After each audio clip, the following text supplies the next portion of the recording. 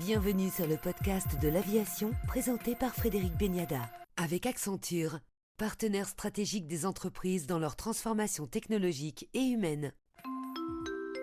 Invité aujourd'hui du podcast de l'aviation, Didier Cayat, directeur général de l'avionneur et équipementier français d'Air, pour d'abord évoquer avec vous l'un des grands succès de votre société, le TBM, l'avion d'affaires turbopropulsé. Bonjour Didier Cayat. Bonjour Frédéric Beniada. Alors 3 ans après l'introduction du 940, vous venez de lancer il y a quelques semaines maintenant le 960. Qu'est-ce qui change sur cet avion ? Il y a beaucoup de choses qui changent. D'abord, on a une interface homme-moteur hélice qui est complètement électronique et donc on a une meilleure précision dans la préparation du vol, dans le vol lui-même. Ça, c'est sur l'aspect technique. Et aussi, il y a une nouvelle cabine qui est beaucoup plus digitale, qui change l'expérience du passager aussi bien que celle du pilote. Donc, c'est une vraie révolution. D'où l'accueil très favorable qu'on a eu lorsqu'on l'a présenté à Sun & Fun il y a quelques semaines. Ça veut dire que le 940 n'était pas tout à fait adapté à l'époque ? Parce que 3 ans, c'est récent. Frédéric, si vous vous souvenez, lorsqu'on a racheté Socata il y a une quinzaine d'années maintenant, on a décidé de donner une deuxième vie au TBM. Et on a lancé, depuis 2014, un avion tous les 2 ou 3 ans. Le 900, le 910, le 930, le 940, le 960. On pense que tous les 2-3 ans, on peut faire de l'innovation incrémentale sur nos avions, qui fait que l'avion se vend très bien, parce que nos pilotes sont fans d'innovation. Je vous rappelle que sur le 940, on avait rajouté ce qu'on appelle Home Safe. C'est le dispositif d'atterrissage d'urgence, c'est-à-dire que si le pilote a une défaillance et que son passager ne pilote pas, il appuie sur un bouton, ça prévient toutes les tours de contrôle autour, ça cherche la piste la plus proche et ça atterrit tout seul, sans avoir besoin de faire intervenir le pilote. Ça a été un vrai enjeu de sécurité. Alors, ce n'est pas de l'aide au pilotage, c'est un processus d'urgence qu'on ne déclenche que s'il y a un vrai problème. Mais c'est ces innovations qu'on continue à mettre tous les 2-3 ans sur nos avions. On est persuadé qu'on peut encore faire vivre le TBM très longtemps. Ça devient un avion vintage. Alors, sur le 960, meilleure interface homme-machine et puis également nouveau moteur, nouvelle turbine. C'est une évolution de la PT6 de Pratt & Whitney parce qu'il y a cet EPEX qui fait donc l'interface électronique entre le pilote et le moteur et l'hélice. Où en sont aujourd'hui les ventes ? Vous avez connu une année record, 2020, malgré la crise sanitaire, et sur le TBM et sur le Kodiak. Alors, les ventes se portent bien. Il y a juste aujourd'hui un léger décalage parce que nous n'avons toujours pas la certification américaine. C'est-à-dire qu'on a la certification de l'EASA et la validation par la FAA de la certification EASA est un peu plus longue que prévu. Ça fait déjà 3-4 ans depuis les sujets sur le 737 MAX que la FAA est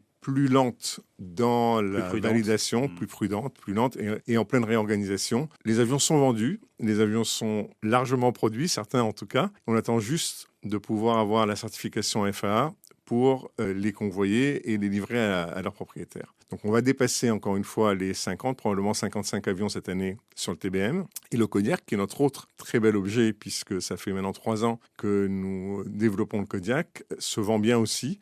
On pense qu'on devrait atteindre les 25 à 30 avions cette année. Donc au global, on va dépasser les 70-80 avions. On n'aura jamais vendu autant d'avions chez Daher qu'en 2021, malgré la crise et malgré la complexité de l'environnement. Le gros du marché, c'est toujours les États-Unis, mais l'Europe se développe, l'Asie se développe.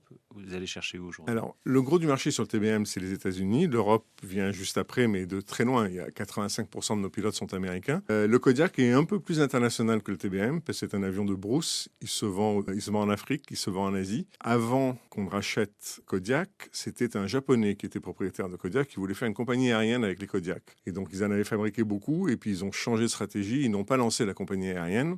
Du coup, on a passé les 2 premières années à vider ce stock de produits neufs qui n'avaient jamais été utilisés pour ne pas tuer le marché avant de recommencer à produire, ce qu'on a fait dès cette année. La clientèle, le profil type du propriétaire de TBM et de Kodiak, c'est quoi ? Alors, le TBM, le profil type, c'est un Américain qui a réussi et qui adore piloter. Donc, il a en général sa société. C'est tous des propriétaires pilotes sur le TBM. Il a sa société, il achète l'avion sur la société, il s'en sert en semaine professionnellement et le week-end pour ses loisirs. Ça, c'est sur le TBM. Et sur le Kodiak, il y a un peu plus d'opérateurs qui achètent le Kodiak. C'est aussi des propriétaires pilotes, mais en gros, le TBM va 2 fois plus vite, coûte 2 fois plus cher et se pose sur des pistes 2 fois plus longues que le Kodiak. Le Kodiak n'est pas pressurisé, le TBM est pressurisé. Donc ça en fait 2 avions très différents mais très complémentaires. Mais c'est souvent, et dans la plupart des cas, des propriétaires pilotes, des passionnés de pilotage et qui en ont un usage duel en semaine professionnellement et en week-end pour leur loisir. Comme l'ensemble du secteur, constructeur, compagnie aérienne, vous êtes confronté aussi aux défis environnementaux.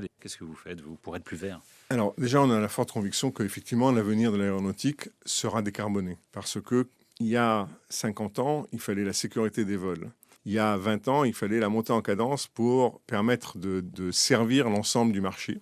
Le nouveau challenge des ingénieurs aéronautiques, c'est de faire des avions décarbonés. Alors ça va se faire dans le temps. D'abord avec les carburants décarbonés, les fameux SAF, mais très vite ensuite, il y aura des solutions hybrides probablement, électriques sans doute, hydrogène aussi, selon la taille de l'avion, selon les développements. Nous, chez Daher, on a été assez précurseurs là-dessus, parce que il y a 3 ans déjà au Bourget, on a lancé EcoPulse, qui est un démonstrateur d'hybridation du TBM, en partenariat avec Airbus et avec Safran, et dont le démonstrateur devrait voler d'ici la fin de l'année. On apprend énormément de choses, entre autres la gestion de la haute intensité électrique dans un avion, qui n'est pas simple, mais aussi le mélange des énergies, puisque en fait, on rajoute des moteurs sur la voilure du TBM, en plus du moteur thermique.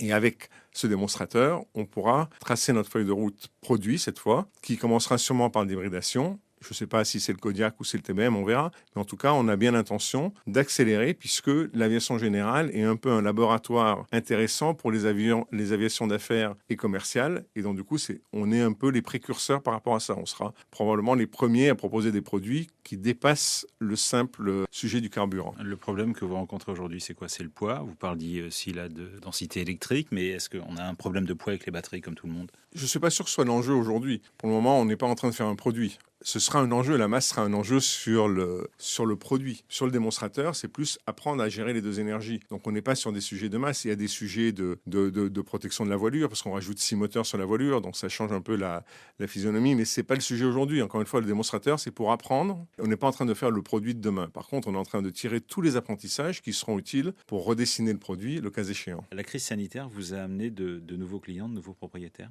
Alors, la crise sanitaire nous a pas amené, parce qu'on a eu un petit trou d'air, si je peux utiliser l'expression, en 2020, parce que là où, depuis la série des 900, on vendait plus de 50 avions par an, en 2020, on n'en a vendu que 44, si je me souviens bien. Donc, il y a bien eu un trou d'air, mais c'est plutôt le renouvellement continu de nos gammes qui fait qu'on attire des clients qui ont déjà des anciens avions, qui achètent le nouveau et qui remettent leur avion qui a une très bonne cote sur le marché d'occasion sur le marché. C'est ça qui attire les nouveaux clients en général. C'est ce phénomène-là. Donc le marché d'occasion se porte extrêmement bien. La reprise passe avant tout souvent par le marché de l'occasion. Alors, il n'y a quasiment pas de TBM à vendre sur le marché d'occasion. En général, on fait du brokerage, c'est-à-dire qu'on rachète l'avion d'un de nos clients, on lui vend un avion neuf et on revend très rapidement son avion d'occasion, sans faire de marge dessus. Merci.